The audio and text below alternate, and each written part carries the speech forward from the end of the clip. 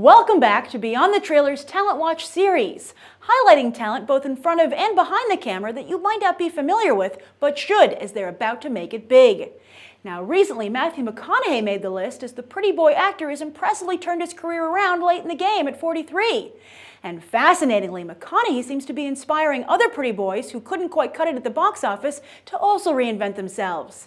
While I hope to make a Jude Law episode one of these days, today I'm here to shine a spotlight on Patrick Wilson.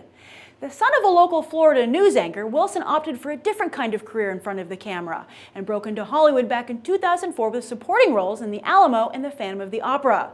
However, despite an edgier turn in 2005's Hard Candy and a sexier turn the very next year with 2006's Little Children, Wilson just couldn't catch audiences' eye as he had Tinseltown's. Even when he landed the role of Night Owl in the highly anticipated Watchmen, all the attention went to Jackie Earle Haley, Billy Crudup's Blue Package, and how the film wasn't as good as the graphic novel it was based on.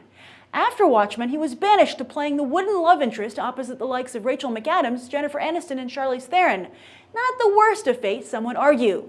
But Wilson clearly thought he could do better and lucked out when Ethan Hawke felt he could do better than Insidious. Yes, Hawke passed on Insidious, so producer Jason Blum brought in Wilson to play opposite Rose Byrne as an incredibly good-looking yet unlucky couple. What would develop is a bromance that would rival Hawke's own bromance with Blum, who had begun his career heading up Hawke's Malapart Theater Company. Insidious was such a big hit that Wilson went all in with Blum and director James Wan, leading to the best year yet of Wilson's career in 2013. Not only did he return for Insidious Chapter 2 with Blum, but he also won the coveted role of real-life paranormal investigator Ed Warren in James Wan's The Conjuring, a film which cost $20 million to make yet made over $300 million worldwide. Which brings up the point that some would argue Wilson is cheating, as he's obviously willing to work cheap. But while Wilson might not be earning quality paychecks, he's definitely going for quantity. Yes, Wilson has 7 films set for 2014, where interestingly he'll see if he can also find some success in the comedy genre.